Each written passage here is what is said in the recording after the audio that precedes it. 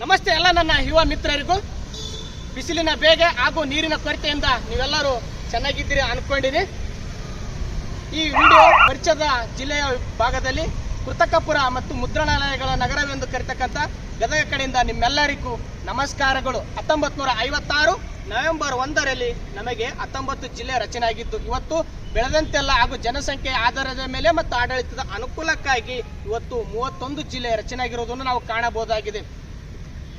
ಬೆಂಗಳೂರಿನ ಗ್ರಾಮೀಣ ಹಾಗೂ ಮೈಸೂರಿನ ಚಾಮರಾಜನಗರವು, ಚಿತ್ರದುರ್ಗದಿಂದ ದಾವಣಗೆರೆ ಹಾಗೂ ವಿಜಯಪುರದಿಂದ ಬಾಗಲಕೋಟೆ, ಹಾಗೆ 1997ರಲ್ಲಿ JH ಪಾಟೀಲ್ ಅವರು ಮುಖ್ಯಮಂತ್ರಿ ಆದಾಗ 7 ಜಿಲ್ಲೆಗಳು ರಚನೆ ಮಾಡಿದ್ದು. ಆ ಸಂದರ್ಭದಲ್ಲಿ ಧಾರವಾಡದಲ್ಲಿರ್ತಕ್ಕಂಥ ನಮ್ಮ ಗದಗವು 1997ರಲ್ಲಿ ಈ ಜಿಲ್ಲೆಯು ರಚನೆ ಆಯಿತು.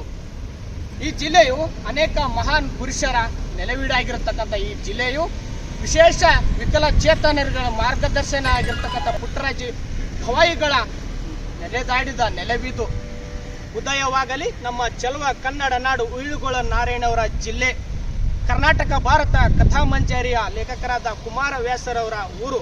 ಹಾಗಾದರೆ 1997ರಲ್ಲಿ ರಚನೆಯಾದ ಈ ಜಿಲ್ಲೆ ಈಗೆಲ್ಲ ಏನೆಲ್ಲ ಬದಲಾವಣೆ ಆಗಿದೆ ಎಂದು ಒಂಚೂರು ನೋಡ್ಕೊಂಡು ಬರೋಣ ಬನ್ನಿ. Let's go. ಕಲ್ಯಾಣ ಚಾಲುಕ್ಯರ ಡೈನೆಸ್ಟಿ ಅಥವಾ ಕಲ್ಯಾಣ ಚಾಲುಕ್ಯರ ರಾಜ್ಯ ಮನೆತನ. ನಾಡಿನಾದ್ಯಂತ ಸ್ವಂತಿಕೆ ಶೈಲಿಯ ಮೂಲಕ ಪಾರಂಪರಿಕ ಕಟ್ಟಡಗಳು ಮತ್ತು ಐತಿಹಾಸಿಕ ದೇವಸ್ಥಾನಗಳನ್ನು ಕಲ್ಯಾಣ ಚಾಲುಕ್ಯರು ಕಟ್ಟಿಸಿರುವುದನ್ನು ನಾವು ನೋಡಬಹುದಾಗಿದೆ. ಇದಕ್ಕೆ ಉತ್ತಮ ಉದಾಹರಣೆ ಎಂದರೆ ಮುಂಡರಗಿ ತಾಲೂಕಿನ ಡಂಬಳ ಇಂದಿನ ಹೆಸರು ಧರ್ಮಹೋಳ್ ಅಥವಾ ಧರ್ಮಪುರ ಎಂದು ಕರೀತಕ್ಕಂಥ ಈ ಊರನ್ನು ಕಲ್ಯಾಣದ ಚಾಲುಕ್ಯರು ಅವರು ನಕ್ಷತ್ರ ಆಕಾರದಲ್ಲಿ ಮತ್ತು ಅವರು ಜಾಲಾಂಧರದ ಶೈಲಿಯ ಮೂಲಕ ದೇವಸ್ಥಾನವನ್ನು ಕಟ್ಟಿರುವುದು.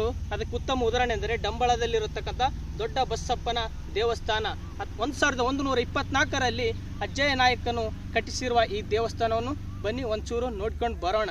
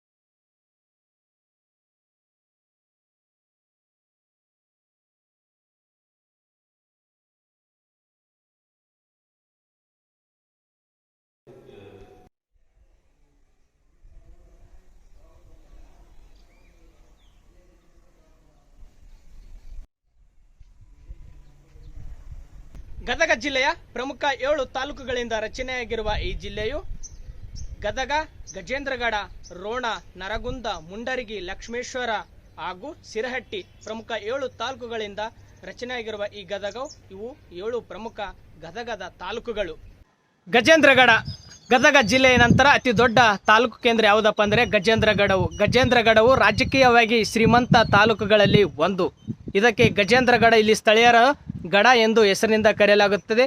ಇದಕ್ಕೆ ಗಜೇಂದ್ರಗಡ ಹೆಸರು ಬರಲು ಕಾರಣ ಇಲ್ಲಿರ್ತಕ್ಕಂಥ ಶಿವಾಜಿ ಮಹಾರಾಜರು ಕಟ್ಟಿಸಿರುವ ಮೇಲಿನಿಂದ ನೋಡಿದಾಗ ಆನೆ ಆಕಾರದಲ್ಲಿರುವ ಈ ಕೋಟೆಯು ಅದಕ್ಕೆ ಈ ಊರಿಗೆ ಗಜೇಂದ್ರಗಡ ಎಂದು ಹೆಸರಿನಿಂದ ಕರೆಯಲಾಗುತ್ತದೆ. ಇದು ನಮ್ಮ ಗಜೇಂದ್ರಗಡ ಮೇಲಿನಿಂದ.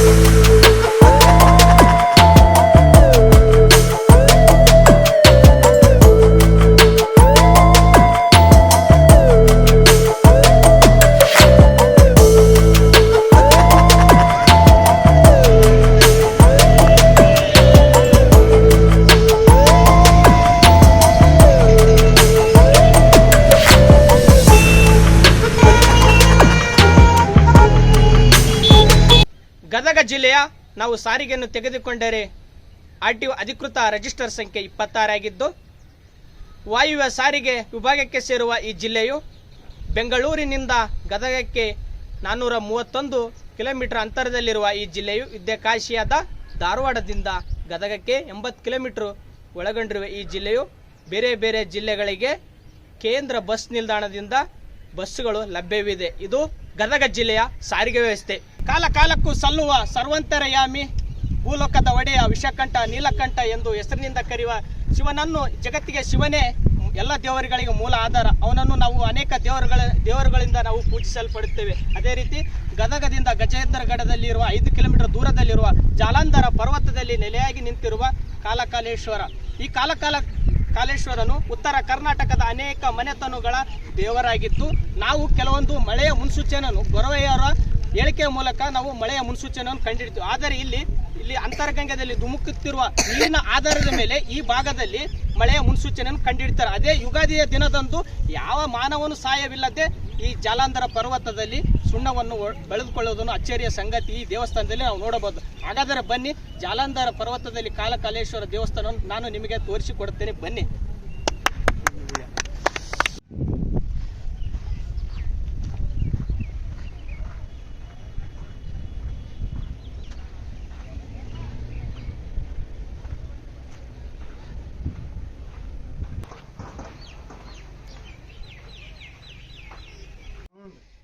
ಕೊಪ್ಪಳನ ನಿಮ್ಮದು?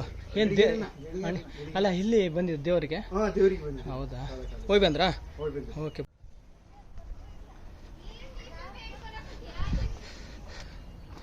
ದೀಪಕಂಬ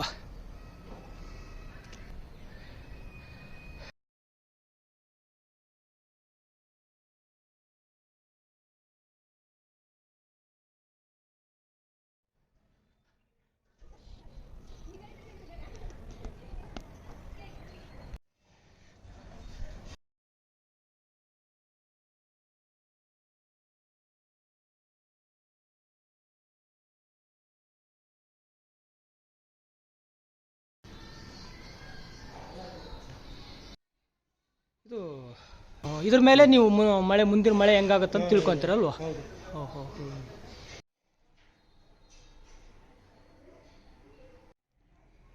ಸದಾ ಜಿನುಗುತ್ತಿರುವ ಬೇರಿನ ಮೂಲಕ ನೀರು ಈ ಮೂಲವನ್ನು ಇನ್ನೂ ಇದುವರೆಗೆ ಯಾರೂ ಕಂಡುಹಿಡಿದಲ್ಲ ಅಂತ ನೋಡಿ. ಇದರ ಆಧಾರದ ಮೇಲೆ ಇಲ್ಲಿನ ಮಳೆ ಮುನ್ಸೂಚನೆಯನ್ನು ಕಂಡುಹಿಡ್ತಾರಂತೆ ಅಥವಾ ತಿಳ್ಕೊಳ್ತಾರಂತ ಅರ್ಥ. ಆಲದ ಮರದ ಮೂಲಕ ಸದಾ ಜಿನುಗುತ್ತಿರುವ ನೀರು.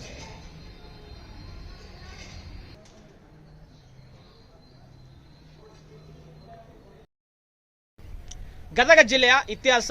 ಗದಗ ಜಿಲ್ಲೆಯು ನಾವು ಇತಿಹಾಸವನ್ನು ಹೇಗೆ ಒಳಪಟ್ಟಿತ್ತೆಂದರೆ, ಪ್ರಮುಖ 7 ತಾಲೂಕು ಕೇಂದ್ರಗಳು ಐತಿಹಾಸಿಕ ತಾಲೂಕು ಕೇಂದ್ರಗಳೇ ಆಗಿವೆ. ಅದರಲ್ಲಿ 1858ರಲ್ಲಿ ಭಾರತದ ಪ್ರಥಮ ಸ್ವತಂತ್ರ ಸಂಗ್ರಾಮವೇನೆಂದು ಕರೆಯುತ್ತೇವೆ. 1858ರಲ್ಲಿ ನರಗುಂದದ ಬಾಬಾ ಸಾಹೇಬ್, ಮುಂಡರಗಿಯ ಭೀಮರಾವ್ ಇಲ್ಲಿ ದತ್ತು ಪುತ್ರರಿಗೆ ಹಕ್ಕಿಲ್ಲ ಎಂಬ ನೀತಿಯ ವಿರುದ್ಧ ಹೋರಾಡಿ ವೀರ ಮರಣವನ್ನಪ್ಪಿದ್ದ ವೀರರು. ಇದು ಕರ್ನಾಟಕದಲ್ಲಿ ನರಗುಂದ ಮತ್ತು ಮುಂಡರಗಿ ಅವಾಗ 1858ರ ಪ್ರಮುಖ ಕೇಂದ್ರಗಳಾಗಿದ್ದು, ಕರ್ನಾಟಕದ ಏಕೀಕರಣ ಅಂದರೆ ಮದ್ರಾಸ್, ಬಾಂಬೆ, ಹೈದರಾಬಾದ್, ಕರ್ನಾಟಕ ಎಲ್ಲ ಒಗ್ಗೂಡಿಸಿ ಗದಗವು ಧಾರವಾಡ ಕೇಂದ್ರದಲ್ಲಿರುವ ಆ ಸಮಯದಲ್ಲಿ ಇದು ಏಕೀಕರಣದ ಪ್ರಮುಖ ಕೇಂದ್ರ ಸ್ಥಾನವಾಗಿತ್ತು. 1956ರಲ್ಲಿ ನಮ್ಮ ಕರ್ನಾಟಕಕ್ಕೆ 3 ಮದ್ರಾಸ್ ಪ್ರಾಂತ್ಯಗಳು ಮತ್ತು ಹೈದರಾಬಾದ್ ಕರ್ನಾಟಕ, ಮುಂಬೈ ಕರ್ನಾಟಕ ಎಲ್ಲ ಕೂಡಿಸಿ ಒಂದು ಮೈಸೂರು ರಾಜ್ಯವನ್ನು ನಿರ್ಮಾಣ ಮಾಡುವಲ್ಲಿ ಇದು ಪ್ರಮುಖ ಕೇಂದ್ರವಾಗಿತ್ತು. ಅಷ್ಟೇ ಅಲ್ಲ, ನಮ್ಮೆಲ್ಲರ ದೇವಾಲಯಗಳ ಸ್ವರ್ಗವೆಂದು ಕರೆಯುವ ಲಕ್ಕುಂಡಿ ನಾವು ನೋಡಬೇಕು. ಪ್ರತಿಯೊಂದು ದೇವಸ್ಥಾನಗಳು ನಿಮಗೆ ಅಲ್ಲಿ ಲಭ್ಯವಾಗುತ್ತವ. ಅಷ್ಟೇ ಅಲ್ಲ, ಲಕ್ಕುಂಡಿ ಹೊಯ್ಸಳರ ರಾಜ್ಯದ ಇಮ್ಮಡಿ ಬಲ್ಲಳನ ರಾಜಧಾನಿಯಾಗಿತ್ತು. ಅಷ್ಟೇ ಅಲ್ಲ, ನಮಗೆಲ್ಲರಿಗೂ ಮತ್ತೆ ಧಾರ್ಮಿಕ ಕ್ಷೇತ್ರಕ್ಕೆ ಸ್ವರ್ಗವಾಗಿ ಇನ್ನೊಂದು ನಿರ್ಮಾಣವಾಗಿದ್ದು ಡಂಬಳವು ಶೈವ, ಬೌದ್ಧ ಮತ್ತು ಶೈವರ ಪ್ರಮುಖ ಧಾರ್ಮಿಕ ಕ್ಷೇತ್ರಗಳಲ್ಲಿ ಡಂಬಳವು ಒಂದು. ಅದರಲ್ಲಿ ಸೋಮನಾಥೇಶ್ವರ ದೇವಾಲಯಗಳನ್ನು ನೀನು ನೋಡಿಬಿಟ್ಟಪ್ಪ ಅಂದರೆ ನಮಗೆ ಅದರಿಂದ ಆ ಜಾಗದಿಂದ ನಮಗೆ ಹೋಗಕ್ಕೆ ಮನಸ್ಸು ಬರಲ್ಲ. ಅಷ್ಟು ಸುಂದರವಾಗಿ ನಿರ್ಮಿಸುವ ಅದು ಹೊಯ್ಸಳರ ಶೈಲಿಗಳಲ್ಲಿ ನಿರ್ಮಿತವಾದ ಆ ದೇವಸ್ಥಾನಗಳು ನಮ್ಮೆಲ್ಲರಿಗೂ ಅದ್ಭುತವಾದ ರೋಮಾಂಚವನ್ನು ನೀಡುವ ಡಂಬಳದ ಸೋಮೇಶ್ವರ ದೇವಾಲಯಗಳಾಗಿರ್ಬೋದು, ಅದರಲ್ಲಿ ಜೊತೆಯಲ್ಲಿ ನಮಗೆ ಜೀನ ದೇವಾಲಯಗಳು, ಹಾಗೆ ನರೆಗಲ್ಲಿನ ಅತಿ ದೊಡ್ಡ ಕರ್ನಾಟಕದಲ್ಲಿ ಏನಾದರೂ ಜೀನ ದೇವಾಲಯ ಸಿಗಬೇಕಂದ್ರೆ ಅದು ನರೆಗಲ್ಲದ ಜೀನ ದೇವಾಲಯಗಳಲ್ಲಿ ಮಾತ್ರ ಎಂಬುದು ನಾವು ಇಲ್ಲಿ ಇತಿಹಾಸದ ಪ್ರಮುಖ ಸ್ಥಳವಾಗಿ ನಾವು ಗುರುತಿಸಪಡ್ತೇವೆ. ಇದು ಗದಗಕ್ಕೆ ಅನೇಕ ಇತಿಹಾಸದ ಸ್ಥಳಗಳಲ್ಲಿ, ಪ್ರಸಿದ್ಧವಾದ ಸ್ಥಳಗಳಲ್ಲಿ ವೀರನಾರಾಯಣ, ತ್ರಿಕೂಟೇಶ್ವರ ದೇವಾಲಯಗಳು. ಈ ವಿಡಿಯೋದಲ್ಲಿ ಪರಿಪೂರ್ಣವಾದ ಒಂದಿಷ್ಟು ಮಾಹಿತಿಯನ್ನು ಕೆಲವೊಂದು ನೀಡಲಾಗಿದ್ದು, ಅದು ಪ್ರತಿಯಾಗಿ ನಾವು ಈ ಜಿಲ್ಲೆಯ ಇತಿಹಾಸದ ಕೊನೆಯ ಭಾಗದಲ್ಲಿ ಇರ್ತಾವ. ಪೂರ್ತಿಯಾಗಿ ವಿಡಿಯೋ ನೋಡಿ. ಇದು ಗದಗ ಜಿಲ್ಲೆಯ ಚಿಕ್ಕ ಇತಿಹಾಸ. ಸುಮಾರು ಕ್ರಿಸ್ತಶಕ 1117ರಲ್ಲಿ ಹೊಯ್ಸಳರ ರಾಜ್ಯನಾದ ಬಿಟ್ಟಿದ್ದೇವ. ಈ ಬಿಟ್ಟಿದ್ದೇವ ಮೊದಲು ಜೈನ ಧರ್ಮಿನಾಗಿದ್ದು, ರಾಮಾನುಜಾಚಾರ್ಯ ಗುರುಗಳ ನಂತರ ವೈಷ್ಣವ ಧರ್ಮಕ್ಕೆ ಮತಾಂತರಗೊಂಡು ಅಥವಾ ಆ ಧರ್ಮವನ್ನು ಸ್ವೀಕರಿಸಿದ ನಂತರ ಪ್ರಮುಖ ವಿಷ್ಣುವರ್ಧನು 5 ದೇವಸ್ಥಾನ ಕಟ್ಟಿಸ್ತಾನ. ಅದರಲ್ಲಿ ಗದಗಿನಲ್ಲಿ ಇರ್ತಕ್ಕಂಥ ವೀರನಾರಾಯಣ ಸ್ವಾಮಿ ದೇವಸ್ಥಾನವು ಒಂದು. ಇದು ಈ ಗೋಪುರ ಆಕಾರದಲ್ಲಿರ್ತಕ್ಕಂಥದ್ದು ವಿಜಯನಗರ ಶೈಲಿ ಮತ್ತು ಒಳಗಡೆ ಗರ್ಭಗುಡಿ ಇರೋದು ಬಾದಾಮಿ ಚಾಲುಕ್ಯರ ಶೈಲಿ ಇದೆ. ಹಾಗೆ ಇವು ಹೊಯ್ಸಳರ ಅವರ ಶೈಲಿ ಯಾವ್ದು ನೋಡ್ಬೇಕಂದ್ರೆ ಗರುಡ ಮತ್ತು ಮುಖಮಂಟಪವು ಇದು ಹೊಯ್ಸಳರ ಶೈಲಿಯಲ್ಲಿದ್ದು, ಪ್ರಮುಖವಾಗಿ ನಮ್ಮ ಕರ್ನಾಟಕದ ಮತ್ತು ಕನ್ನಡಿಗರ ಪ್ರಮುಖ ಕವಿಗಳಲ್ಲಿ ಒಬ್ಬರಾದ ಕುಮಾರವ್ಯಾಸರು ಅವರುಗಳು ಕೃತಿಗಳನ್ನು ರಚಿಸಿದ್ದು ಇದೇ ವೀರನಾರಾಯಣ ಸ್ವಾಮಿಯ ದೇವಸ್ಥಾನ. ಹಾಗಾದ್ರೆ ಬನ್ನಿ ಈ ದೇವಸ್ಥಾನದ ಒಳಗಡೆ ಒಂಚೂರು ನೋಡ್ಕೊಂಡು ಬರೋಣ.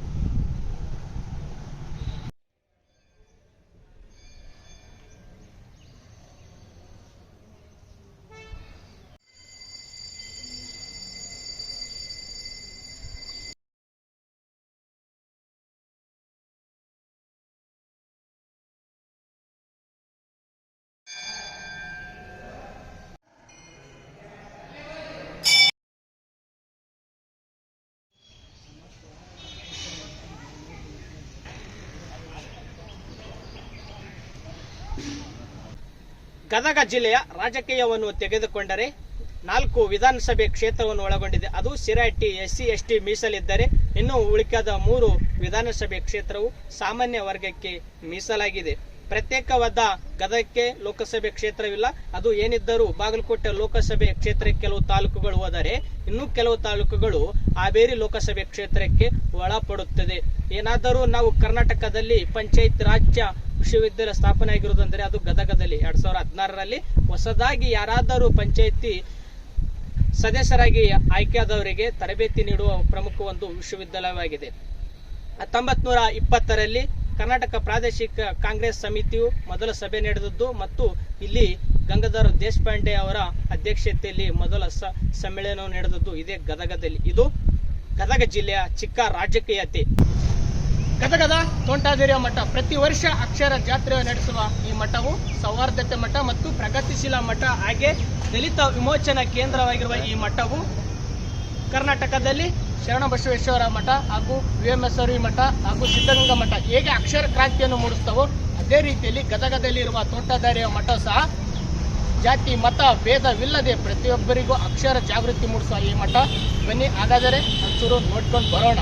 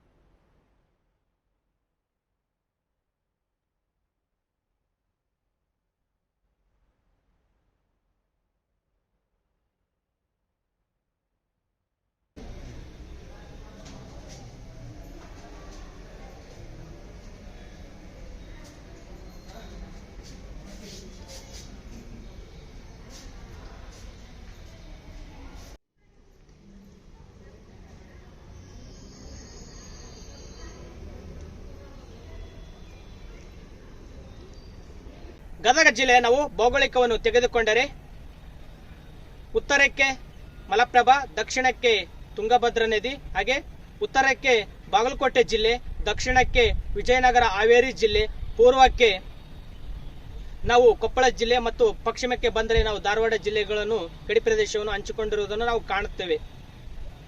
ಒಳನಾಡು ಮೀಸಲು ಪ್ರದೇಶವಾಗಿರುವ ಈ ಜಿಲ್ಲೆಯು 62,000 ಎಕರೆದಲ್ಲಿ ನಿರ್ಮಾಣವಾಗಿರುವ ಕಪ್ಪತ್ತ ಗುಡ್ಡವು ಶಿರಹಟ್ಟಿ, ನರಗುಂದ, ಗದಗ ಜಿಲ್ಲೆಯು ವಿಸ್ತರಿಸಿಕೊಂಡಿರುವ ಉತ್ತರ ಕರ್ನಾಟಕದ ಸಹ್ಯಾದ್ರಿ ಎಂದು ಕರೆಯುವ ಕಪ್ಪತ್ತ ಗುಡ್ಡವು ಅನೇಕ ಔಷಧಿಗಳ ಕೇಂದ್ರ ಸ್ಥಾನವಾಗಿದೆ.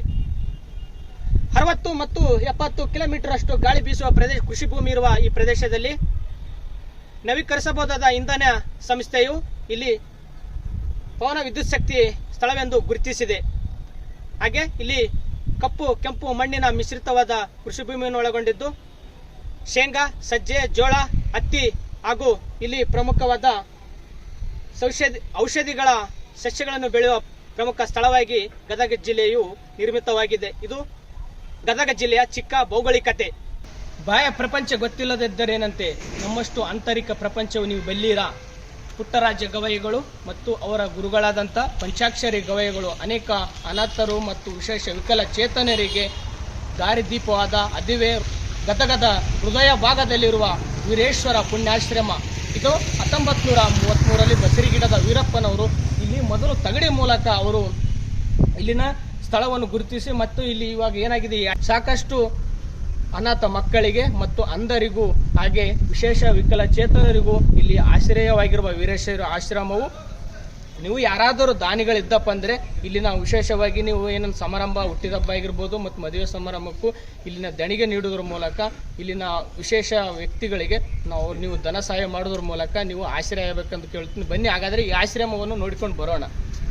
ಗದುಗಿನ ಗಾನಯೋಗಿ ಶಿವಯೋಗಿ ಪಂಡಿತ ಪಂಚಾಕ್ಷರಿ ಶಿವಯೋಗಿ ಕರ್ತುಗದಿಯನ್ನು ಶಿರವನ್ನು ಬಾಗಿ ನಾಡಿನ ಅಧ್ಯಾಂತರ ತುಲಾಭರ ಚಕ್ರವರ್ತಿ ಗಾನಯೋಗಿ ಶಿವಯೋಗಿ ಪಂಡಿತ ಪುಟ್ಟರಾಜ ಶಿವಯೋಗಿಗಳವರ ಪಾದವನ್ನು ಮಸ್ತಕ ಮೇಲೆ ಪಟ್ಟುಕೊಂಡು ಮೂಲ ಪರಂಪರೆ ಶ್ರೀ ವೇದಮೂರ್ತಿ ಚನ್ನವೀರಶಾಸ್ತ್ರಿ ಹಿಡಿಕಿಮಠ ಅವರು ಶ್ರಮ ವಹಿಸತಕ್ಕಂಥ ಆಶ್ರಮ ಯಾವತ್ತೂ ಸದಾ ಅವರ ಹೆಸರು ಉಳಿದಿದೆ. ಅವರ ಚಿರಂಜೀವಿ ಆದಂಥ ಬಸವರಾಜ ಸ್ವಾಮಿ ಹಿಡಿಕಿಮಠ ಅವರು ಭಾಳ ಶ್ರಮ ವಹಿಸಿ ದುಡಿದಾರ. ಯಾವತ್ತೂ ಈ ಗದಗ ಮಹಾನಗರದೇ ಸುತ್ತಮುತ್ತ ಹಳ್ಳಿಗಳೇ ಯಾವತ್ತು ಭಕ್ತಾದ ಆಶ್ರಮ ನಡೆದಿದ್ದ ಭಕ್ತರಿಂದ ಯಾವತ್ತು ನೀವು ಅಲ್ಲಿಂದ ಬಂದಿರಿ ನಮ್ಮ ಗುರುಗಳು ಎಲ್ಲ ಪ್ರಚಾರ ತಗೊಳಕ್ಕೆ, ಅದಕ್ಕೋಸ್ಕರವಾಗಿ ನಿಮಗೆ ಆಶೀರ್ವಾದ ಸದಾ ಇರಲಿ ಅಂತ ಹೇಳಿ ಯಾವತ್ತು ಕಿರಿಯ ಗುರುಬಂಧುಗಳು ಮುದ್ದು ಮಕ್ಕಳು ಯಾವತ್ತು ಅವರ ಅಜ್ಜರ ಆಶೀರ್ವಾದ ಸದಾ ಅವ್ರ ಮ್ಯಾಗ ಇರಲಿ ಅಂತ ಹೇಳಿ ಇವತ್ತಿನ ದಿವಸ ಗದಗ ಹೇಗಾಗೈತಪ್ಪ ಅಂದ್ರೆ ಗದಿಗೆ ಆಗ್ಬೇಕು, ಲಕ್ಕೊಂಡು ಲೆಕ್ಕ ಆಗ್ಬೇಕು, ಧಾರವಾಡ ದಾರಿ ಆಗ್ಬೇಕು. ಪುಟ್ಟರಾಜರ ಆಶೀರ್ವಾದ ಅವರಂತ ದೇವರು ನೆನೆಸೋದಾಗ ಹುಟ್ಟೋದಲ್ಲ, ಯಾವತ್ತೂ ಅವರು ಇಲ್ಲೇ ಅದಾರ, ಎಲ್ಲಿ ಹೋಗಿಲ್ಲ. ನಮ್ಮ ಎಲ್ಲಿ ನೆನೆಸ್ತೀವಿ ಅಲ್ಲೇ ಅದಾರ ಅವರು. ಪುಟ್ಟರಾಜ ಗುರುಗಳು ಅಂದ್ರೆ ಅದು ಜೀವಂತ ದೇವರು, ಇಲ್ಲೇ ನಮ್ಮ ಹಿಂದೆ ಅದರ ಜ್ಯೋತಿ ಏನಾಯ್ತಿಲ್ಲ ಅವರೇ ದೇವರು. ಅದಕ್ಕೆ ನಿರಂತರ ಪರಂಪರೆ ಈಗಲೇ ಕಾಯ ಗುರುಕುಮಾರ ಪಂಚಾಕ್ಷರೇಶ್ವರ ಅಂತ ತಿಳ್ಕೊಂಡು ಹಲವಾರು ಜಿಲ್ಲೆಗಳಿಂದ ಇಲ್ಲಿ ವಿದ್ಯಾಭ್ಯಾಸ ಕರ್ನಾಟಕಾದ್ಯಂತ ಈಗ ಸರಿಯಂಪದಲ್ಲಿ ಇರ್ಬೋದು, ಯಾವುದೇ ಯಾವುದೇ ಚಾನಲ್ ಇರ್ಬೋದು, ವೀರೇಶ್ವರ ಪುಣ್ಯಾಶ್ರಮದಲ್ಲಿ ಕಲಿತ ಅಭ್ಯಾಸ ಮಾಡಿರ್ತಕ್ಕಂಥ ವಿದ್ಯಾರ್ಥಿಗಳು ಕೂಡ ನಾಡಿನಾದ್ಯಂತ ಬೆಳೆದಿದ್ದಾರೆ ಅಂತಂದರೆ ಅದು ಪುಟ್ಟರಾಜ ಗುರುಗಳ ಆಶೀರ್ವಾದ ಅಂತ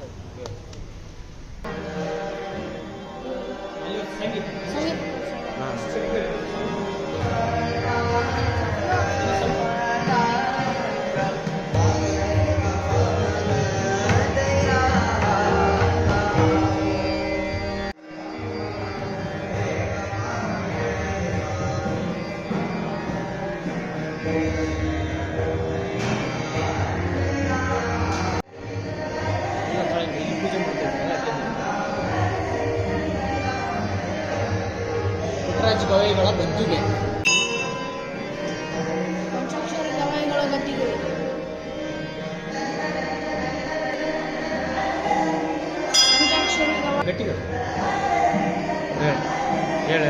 ಪಂಚಾಕ್ಷರಿ ಅಜ್ಜನವರ ಗದ್ದುಗೆ. ಪೂಜ್ಯ ಆನೆಗಳ ಕುಮಾರಸ್ವಾಮಿಗಳ ಗದ್ದುಗೆ. ಹಾಗೂ ಪೂಜ್ಯ ಪಂಡಿತ ಪಂಚಾಕ್ಷರಿ ಗವಾಯಿಗಳವರ ಕರ್ತೃಗತಿಗೆ ಹಾಗೂ ಪರಮ ಪೂಜ್ಯ ಪಂಡಿತ ಗಾನಯೋಗಿ ಶಿವಯೋಗಿ ಪಂಡಿತ ಗಾನಯೋಗಿ ಶಿವಯೋಗಿ ಪಂಡಿತ ಪುಟ್ಟರಾಜ ಕವಿ ಗವಾಯಿಗಳವರು ಅವರ ಕರ್ತೃಗತಿಗೆ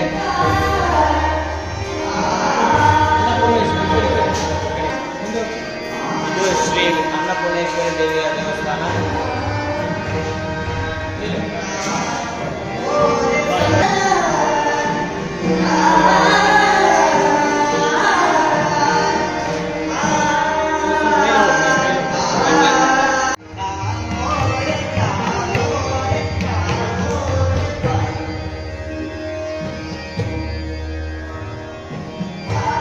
ಇದು ಪರಮ ಪೂಜ್ಯ ಪಂಡಿತ ಕವಿ ಗವಾಯಿಗಳವರ ಚಿತ್ರವು ಹಾಗೂ ಇದು ಆನಗಲ್ಲ ಗುರುಕುಮಾರೇಶ್ವರ ಅವರು. ಇದು ಪರಮ ಪೂಜ್ಯ ಪಂಡಿತ ಪಂಚಾಕ್ಷರಿ ಗವಾಯಿಗಳವರ ರೇಖಾಚಿತ್ರ.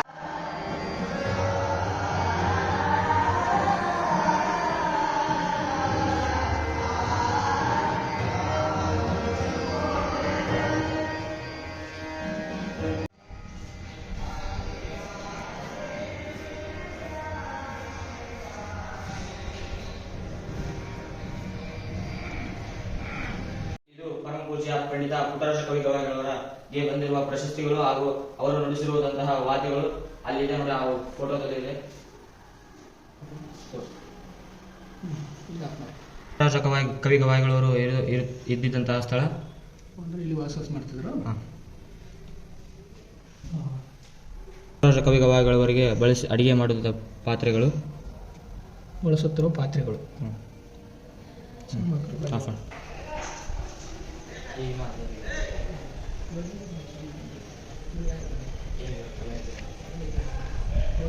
ಇವೆಲ್ಲ ಪಂಡಿತ್ ಪುಟ್ಟರಾಜ ಗವಾಯಿಗಳವರಿಗೆ ಬಂದಿದ್ದ ಪ್ರಶಸ್ತಿಗಳು ಮತ್ತು ಪಾರಿತೋಷಕ.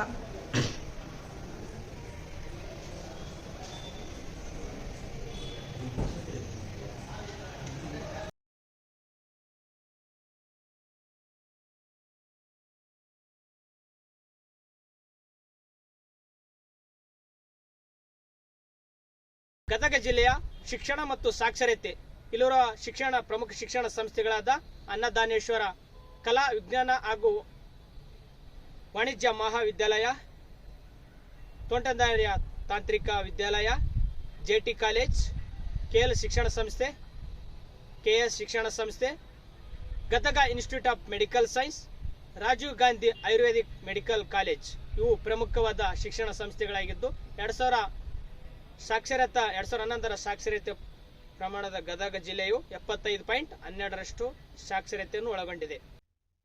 ಕರ್ನಾಟಕ ಇತಿಹಾಸವು 1-2 ದಿನದಲ್ಲಿ ಮುಗಿಯುವಂಥದ್ದಲ್ಲ. ನಾವು ಕೆದಕುತ್ತಾ ಹೋದರೆ ಮತ್ತು ಹುಡುಕುತ್ತಾ ಹೋದರೆ ನಮ್ಮ ಜನ್ಮವೇ ಸಾಲುವುದಿಲ್ಲ. ಇತ್ತೀಚೆಗೆ ಕೆಲವು ಶಾಸನಗಳಾಗಿರ್ಬೋದು, ದೇವಸ್ಥಾನಗಳಾಗಿರ್ಬೋದು, ಬಾವಿಗಳಾಗಿರ್ಬೋದು, ಕೆರೆಗಳಾಗಿರ್ಬೋದು, ಐತಿಹಾಸಿಕ ಸ್ಥಳವು ನಮಗೆ ಕಣ್ಣಿಗೆ ಕಾಣದಂತೆ ನಶಿಸಿ ಹೋಗಿದ್ದಾವ. ಕೆಲವೊಂದು ದುಶ್ಚಟಕ್ಕೂ ಸಹ ನಶಿಸಿ ಹೋಗಿರ್ತಾವೆ. ಮುಂದಿನ ಪೀಳಿಗೆಗೆ ಅಂಥವುಗಳನ್ನು ರಕ್ಷಿಸಬೇಕಾದ್ದು ನಮ್ಮೆಲ್ಲರ ಪ್ರತಿಯೊಬ್ಬರ ಆದ್ಯ ಕರ್ತವ್ಯವಾಗಿದ್ದು, ಅದರಂತೆಯೇ ಡಂಬಳದ ಇನ್ನೊಂದು ದೇವಸ್ಥಾನ, 2ನೇ ಸೋಮೇಶ್ವರನು ಕಟ್ಟಿಸಿರ್ತಕ್ಕಂಥ ಸೋಮೇಶ್ವರ ದೇವಸ್ಥಾನ ಅಥವಾ ಇಲ್ಲಿನ ಸ್ಥಳೀಯರು ಮಾದೇಶ್ವರ ದೇವಸ್ಥಾನ ಎಂದು ಕರೆಯುತ್ತಾರೆ. ಇದನ್ನು ಅಂತರಾಳ ಮತ್ತು ಗರ್ಭಗುಡಿಯನ್ನು ಹೊಂದಿದೆ. ಗರ್ಭಗುಡಿಯಲ್ಲಿ ಪ್ರಧಾನ ದೇವರೆಂದರೆ ಲಿಂಗಕ್ಕೆ ಪೂಜೆ ಸಲ್ಲಿಸಲ್ಪಡುವಂಥ ದೇವರೆಂದರೆ ಸೋಮೇಶ್ವರ. ಅದು ಡಂಬಳದಲ್ಲಿರ್ತಕ್ಕಂಥ ಇನ್ನೊಂದು ದೇವಸ್ಥಾನವೇ ಸೋಮೇಶ್ವರ ದೇವಸ್ಥಾನ. ಬನ್ನಿ.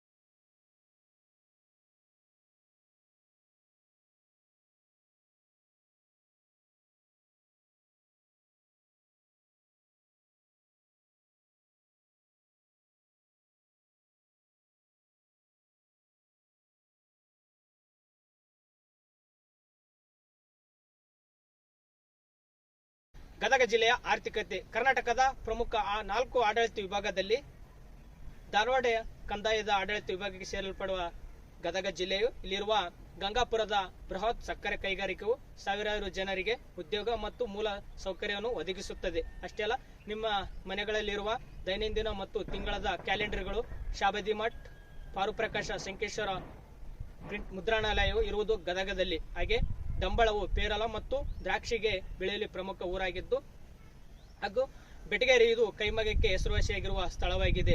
ಹಾಗೆ ಹಿಂದೆ ಲಕ್ಕುಂಡಿಯು ಚಿನ್ನದ ನಾಣ್ಯವನ್ನು ಟಂಕಿಸಲಾಗುತ್ತಿತ್ತು. ಇಲ್ಲಿ ಟಂಕಶಾಲೆ ಇತ್ತೊಂದು ಇತಿಹಾಸದಿಂದ ತಿಳಿದು ಬರುತ್ತಾ. ಇದು ಪ್ರಮುಖವಾಗಿ ಮತ್ತು ಇಲ್ಲಿನ ನೀರಿನ ಮೂಲವಾಗಿ ತುಂಗಭದ್ರಾ ಆಗಿರ್ಬೋದು, ಮಲಪ್ರಭಾ, ಹಾಗೆ ಬೆಣ್ಣೆಹಳ್ಳ ಇಲ್ಲಿನ ಕೃಷಿಗೆ ನೀರನ್ನು ಒದಗಿಸುವ ಪ್ರಮುಖ ನೀರಿನ ಮೂಲಗಳಾಗಿವೆ. ಇದು ಗದಗ ಜಿಲ್ಲೆಯ ಆರ್ಥಿಕತೆ. ತ್ರಿಕುಟೇಶ್ವರ ದೇವಾಲಯ ಇದು ಕಲ್ಯಾಣ ಚಾಲುಕ್ಯರ ಆಳ್ವಿಕೆ ಕಾಲದಲ್ಲಿ ನಿರ್ಮಾಣವಾದ ದೇವಸ್ಥಾನವಾಗಿದ್ದು 1050ರಿಂದ 1200ವರೆಗೆ ಆ ಸಮಯದಲ್ಲಿ ನಿರ್ಮಾಣವಾದ ಈ ದೇವಸ್ಥಾನವು ಸರಸ್ವತಿಗೆ ಸಮರ್ಪಿತವಾಗಿದೆ. ಹಾಗಾದರೆ ಸರಸ್ವತಿ ದೇವಾಲಯವು ಕರ್ನಾಟಕಕ್ಕೆ ಸಮರ್ಪಿತವಾದ ದೇವಾಲಯಗಳು ಬಹು ವಿರಳ. ಅದರಲ್ಲಿ ತ್ರಿಕುಟೇಶ್ವರವು ಸರಸ್ವತಿಗೆ ದೇವಿಗೆ ಸಮರ್ಪಿತವಾಗಿದ್ದ ದೇವಸ್ಥಾನವಾಗಿದೆ. ಇದು ಮುಂದೆ ಹೊಯ್ಸಳರು ಮತ್ತು ವಿಜಯನಗರ ಸಾಮ್ರಾಜ್ಯದ ಅರಸರುಗಳು ಈ ದೇವಸ್ಥಾನವನ್ನು ಅಭಿವೃದ್ಧಿಪಡಿಸ್ತಾರೆ. ಆದರೆ ಈ ದೇವಸ್ಥಾನವನ್ನು ಅಮರಶಿಲ್ಪಿ ಜಕಣಾಚಾರ್ಯ ನಿರ್ಮಾಣ ಮಾಡ್ತಾರೆ. ಇದು ತ್ರಿಕುಟೇಶ್ವರ ದೇವಾಲಯ. ಬನ್ನಿ ಹಾಗಾದ್ರೆ 3 ಲಿಂಗ ಅಂದರೆ ವಿಷ್ಣು, ಶಿವ ಮತ್ತು ಬ್ರಹ್ಮನಿಗೆ ಪೂಜೆಗೆ ಒಳಪಡುತ್ತಾ ಆ ದೇವಸ್ಥಾನವು ತ್ರಿಕುಟೇಶ್ವರ ದೇವಾಲಯ ಅಂತ ಕರಿತೀವಿ. ಬನ್ನಿ ಹಾಗಾದ್ರೆ ಒಳಗಡೆ ಹೋಗಿ ನೋಡ್ಕೊಂಡು ಬರೋಣ.